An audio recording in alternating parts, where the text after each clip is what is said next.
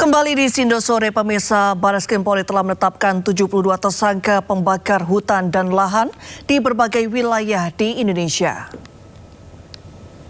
Direktur Tindak Pidana Tertentu atau Dirtipter Barreskrim Polri, Brigjen Muhammad Irhamni menjelaskan, penetapan 72 tersangka berasal dari 89 laporan yang ditangani 9 jajaran Polda. Polri akan terus menindak tegas para pelaku pembakaran lahan demi menjaga kelestarian lingkungan dan keselamatan masyarakat dari ancaman bencana kabut asap. Polda ini telah melaksanakan kegiatan proses penyelidikan dan penyidikan dengan jumlah tersangka kurang lebih yang sudah ditetapkan adalah 72 orang tersangka perorangan, yang mana proses penyelidikan dan penyidikan tersebut adalah melakukan penyelidikan dan penyidikan di titik-titik api yang terjadi di lapangan. Setelah tadi ada hotspot, kemudian dicek, ternyata benar ada kebakaran, dan kebakaran itu patut diduga adanya kesengajaan pembakaran oleh pihak-pihak ataupun orang-orang yang ada di lokasi TKP tersebut. Sesuai hasil pemeriksaan tersangka dan para saksi, memang kebanyakan mereka sengaja membuka lahan, kemudian melakukan pembakaran. Ini kan musim kemarau akibat El Nino yang sangat panjang dan sebagainya. Dia untuk mempermudah untuk pembukaan lahan tersebut biasanya sudah ditebang mereka mulai dari Riau, Jambi, Kalbar, Kalsel, Kalteng. Itu sudah 3 bulan atau 4 bulan lalu. Itu mereka sudah tebang, makanya di situ ada parang, ada alat-alat untuk melakukan penebangan kawasan lahan yang sudah terbuka sebenarnya. Karena untuk membersihkan, untuk dilakukan land clearing kan mahal, kalau menggunakan alat, apalagi BBM juga mahal sekarang, menggunakan sewa alat juga mahal. Yang paling mudah adalah dibakar.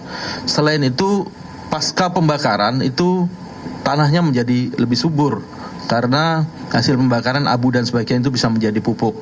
Makanya ini menjadi favorit untuk mereka melakukan modus seperti ini.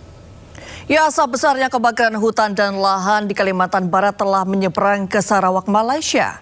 Ketua DPR RI Puan Maharani meminta pemerintah mempercepat penanganan sebelum negara sahabat kembali melayangkan nota protes.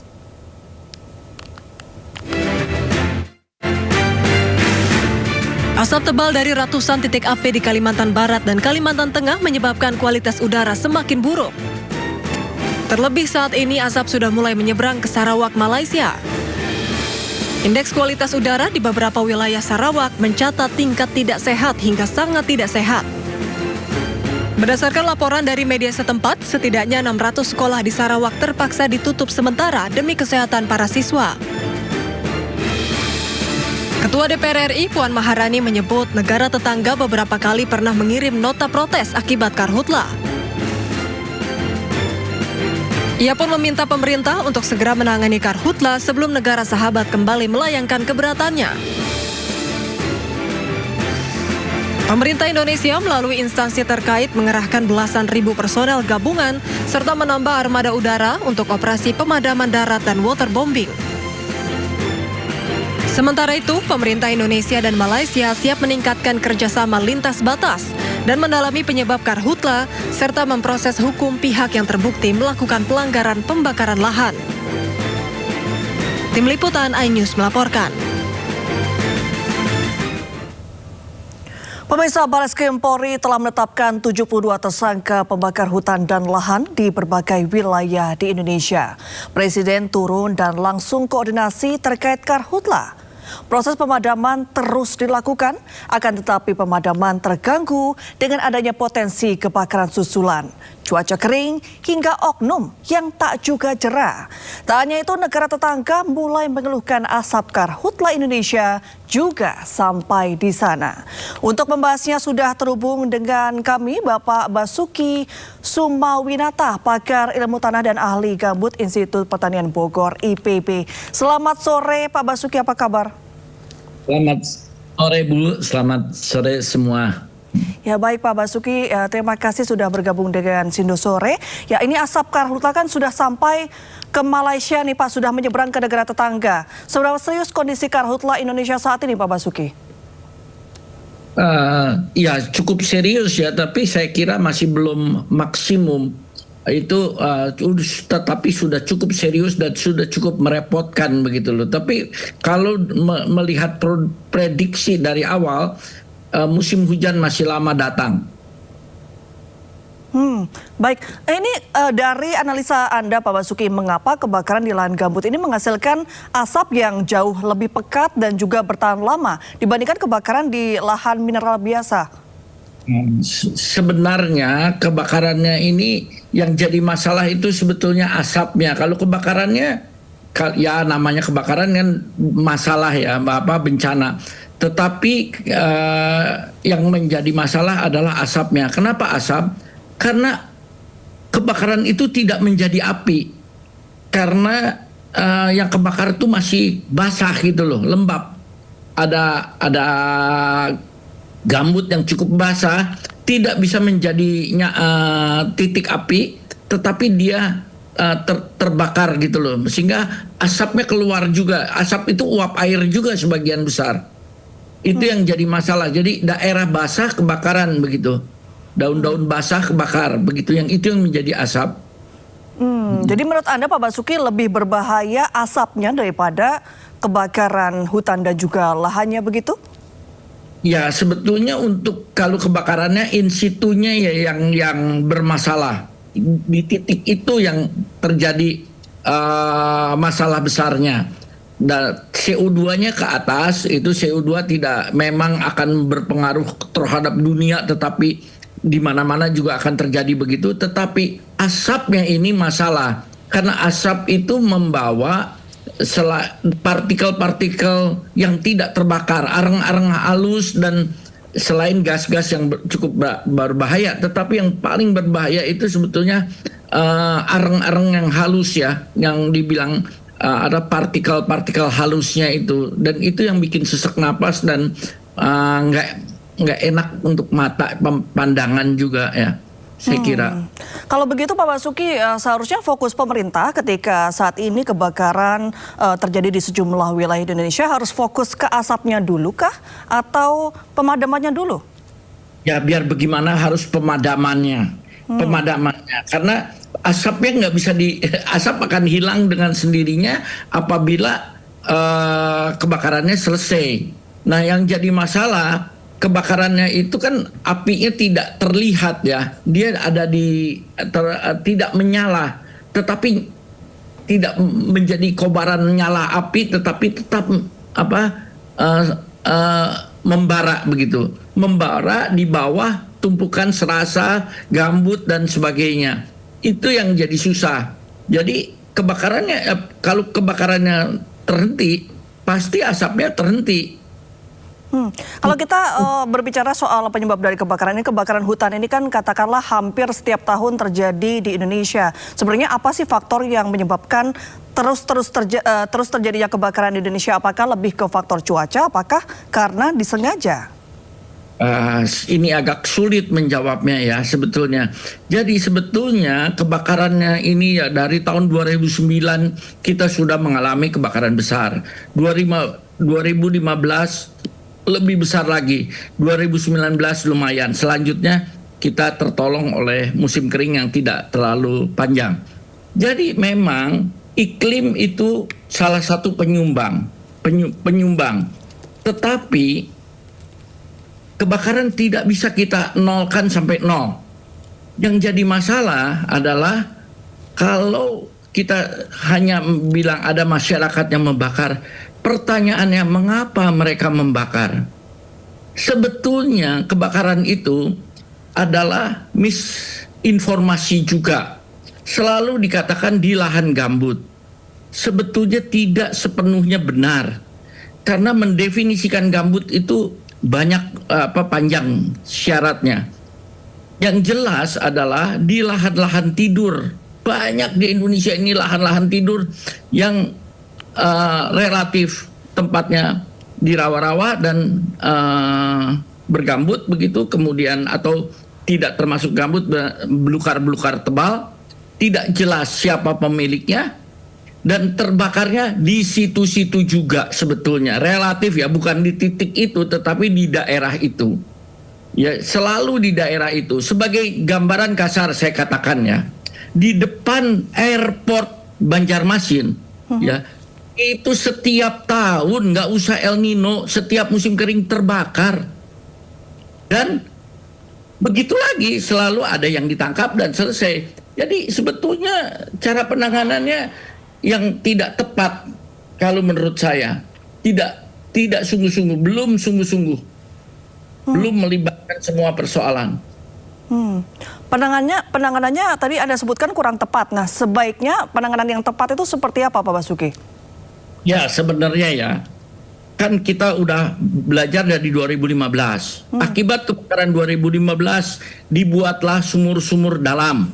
Katanya untuk kalau kebakaran akan mudah mematikan karena alasannya kalau kebakaran tidak ada air. Topik itu sampai hari ini masih terjadi bahwa tidak ada air. Padahal tempatnya kan itu relatif itu juga. Kedua, dibuat sekat kanal pada lahan gambut telah dibuat. Artinya obat itu tidak memujarab, kebakaran tetap kebakaran. Kenapa? Karena sekat kanal memang 40 cm. Di atas gambut itu banyak serasa, banyak daun-daun kering di atas permukaan tanah seperti di belakang gambar saya ini. Ada banyak, kalau musim kering, daun-daun mengering, akar-akar mati. Nah itu kalau ada orang berniat membakar, ya nyala. Dan memang yang ketiga, memang ada orang membakar. Mengapa mereka membakar? Harusnya kalau membakar pun jadi kebun, selesai. Persoalannya tanah itu jelek, lokasi itu jelek. Tidak cocok untuk bikin perkebunan. Bermasalah, banjirlah, tanahnya bukan clay atau terlalu banyak pasir dan sebagainya. Sehingga sebenarnya tanah itu tidak cocok untuk ditanam pertanian. Tetapi masih milik dia. Kalau ditumbuhin belukar, musim kering dia bakar, setelah itu menjadi lahan bersih begitu kosong.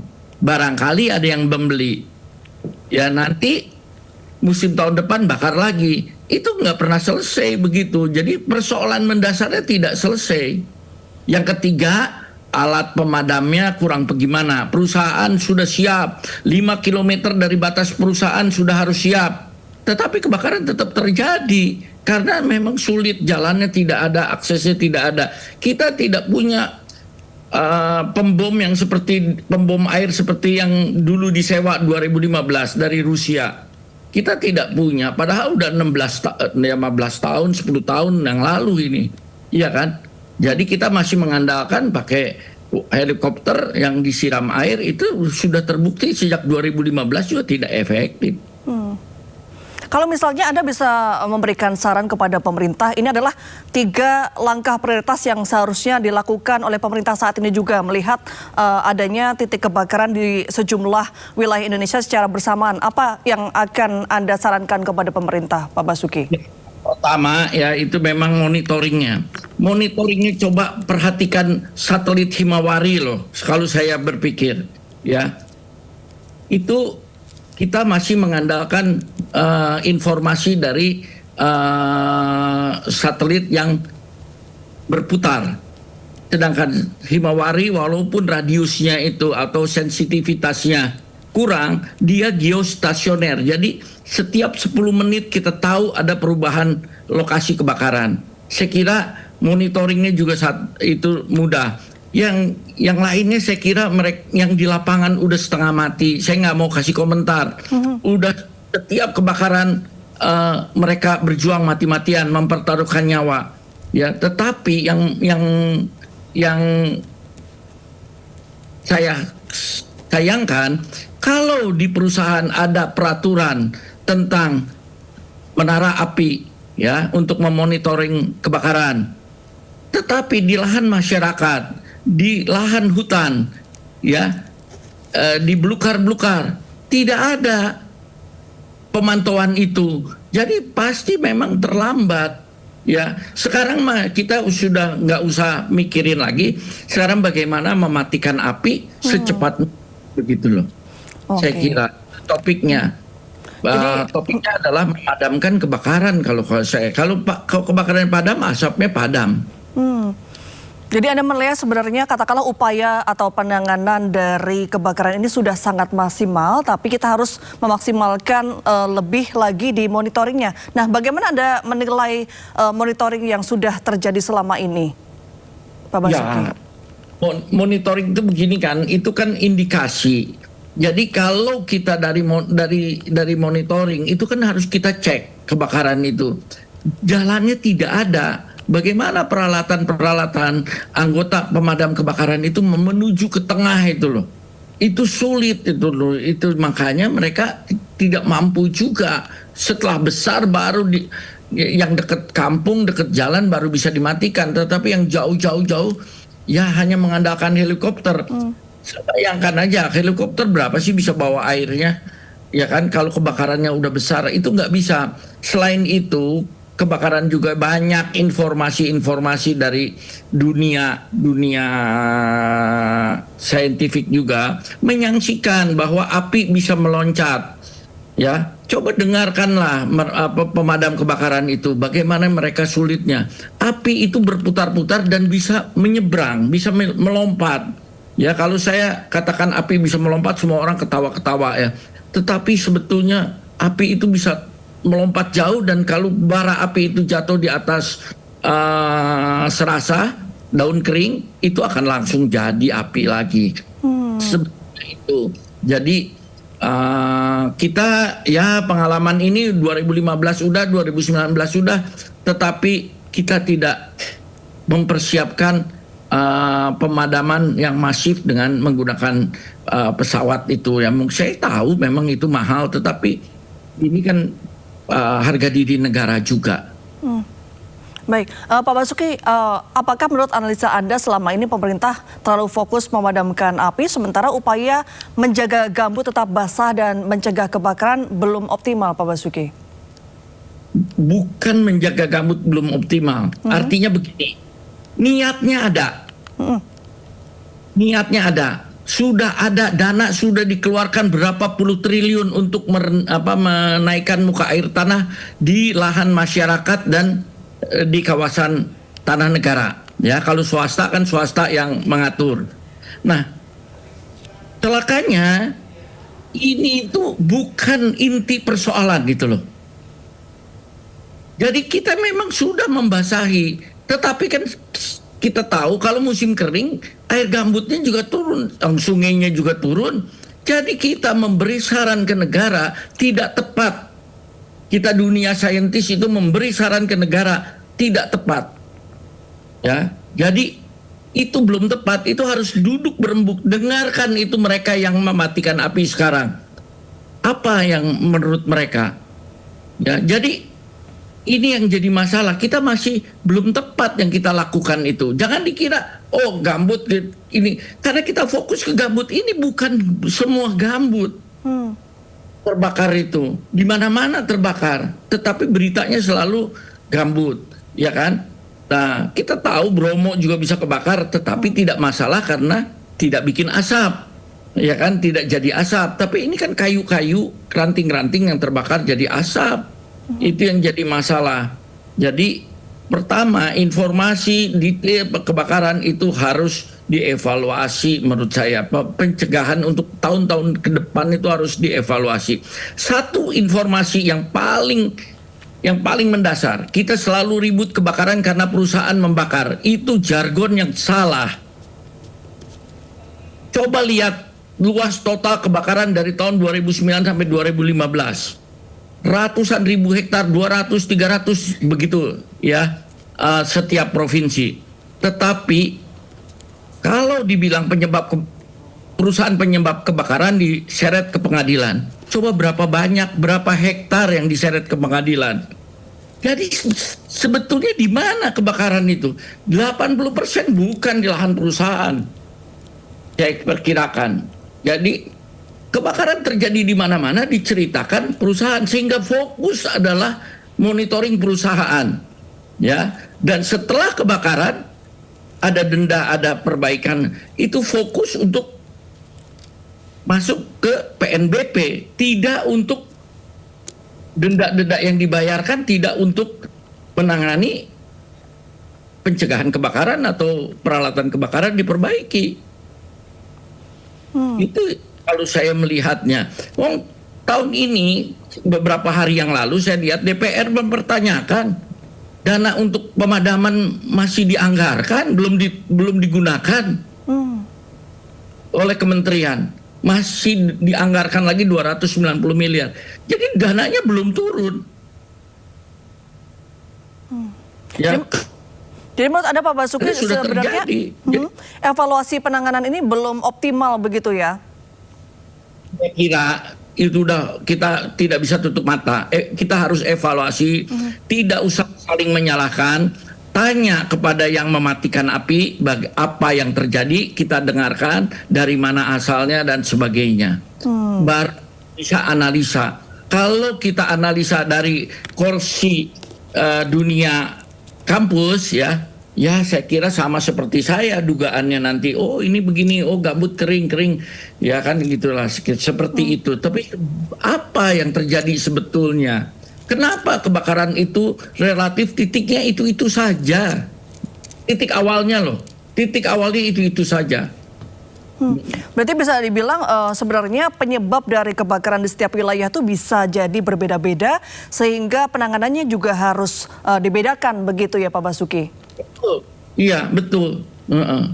Karena ada kebiasaan masyarakat juga, bukan cuma buka kebun, mencari ikan, semua ini harus didengarkan dari masyarakat, kebiasaan-kebiasaan masyarakat setempat, kita duduk berembuk lagi, saring, baru kita selesaikan. Saya kira begitu. Baik Pak Basuki, ini kita kembali membahas soal asap yang katakanlah sudah cukup mengganggu negara tetangga begitu. Apakah ketika asap ini sudah sangat mengganggu sejumlah negara tetangga, Karhutla Indonesia ini bisa dikategorikan sebagai persoalan lingkungan regional Pak Basuki? Ya iyalah, kita nggak bisa mengelak. Sekarang itu terlihat dari mana datangnya, dari mana asap itu dengan image satelit itu terlihat. Jadi kalau mereka komplain pasti ada dasarnya, kita nggak bisa mengelak. Seberapa berbahaya kondisi karhutla dan asap ini terhadap hubungan Indonesia dan juga negara-negara tetangga yang terutama yang saat ini terganggu, Pak Basuki terakhir? Ya, tidak ahli di dalam hubungan negara, tetapi pasti menuai protes, tetapi menyebabkan mereka mengancam ini itu saya kira tidak akan. Kalau saya pribadi ya hanya sampai level protes dan menunjukkan kita sebagai negara yang kurang sopan lah ya. Levelnya seperti itulah, mereka ngomel kita dengarkan aja lah ya, tetapi kita jangan berpangku tangan, kita udah berusaha supaya mereka juga mengerti begitu. Ya, terima kasih banyak Pak Basuki sudah berdiskusi banyak sekali ini di Sindo Sore. Selamat sore dan salam sehat selalu Pak Basuki. Sore. Ya, informasi selanjutnya pemirsa, dicari-cari netizen, Menteri Kehutanan ternyata turun ke lapangan untuk memantau proses pemadaman kebakaran hutan. Terjadinya kebakaran hutan di Kalimantan membuat banyak warganet yang mempertanyakan keberadaan Menteri Kehutanan. Menteri Kehutanan Raja Juli Antoni ternyata sudah turun ke lapangan dan terus mengawasi proses pemadaman. Salah satunya yang sudah padam adalah kebakaran di Taman Nasional Waikambas, Lampung.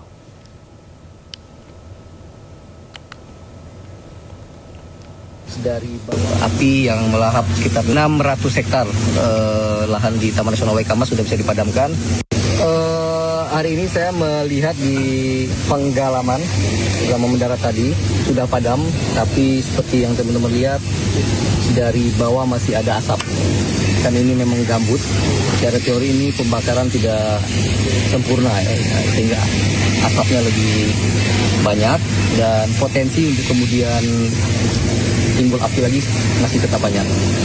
Nah, saya tadi katakan di permalam tadi jam 21.00 di Siponggi itu sungguhnya tinggal 11 hotspot yang ada di Kalimantan Selatan dari hari sebelumnya 157. Tapi ketika saya mendarat tadi, saya sudah dilihatkan data baru pukul 6.00 itu sudah naik jadi 44 kembali. Jadi artinya sungguh tidak mudah memadamkan api ya. Dan oleh karena itu mohon sekali lagi ya kepada masyarakat yang masih memiliki tradisi untuk melakukan land clearing dengan cara membakar, mohon diselesaikan, jangan dilakukan lagi. Karena dampaknya luar biasa dari segi lihat bagaimana Manggala ini TNI Polri, BPBD, MPA mati-matian memadamkan api dari mungkin hanya dari untuk rokok, dari obat nyamuk. Jadi mohon lagi ya, sekali lagi mohon hati-hati ya sampaikan kepada masyarakat untuk tidak main api. Viral di media sosial, rekening milik Koordinator Aliansi Masyarakat Pati Bersatu Supriyono alias Botok diduga diblokir jelang aksi di depan gedung DPR RI. Tetap di Sinde Sore.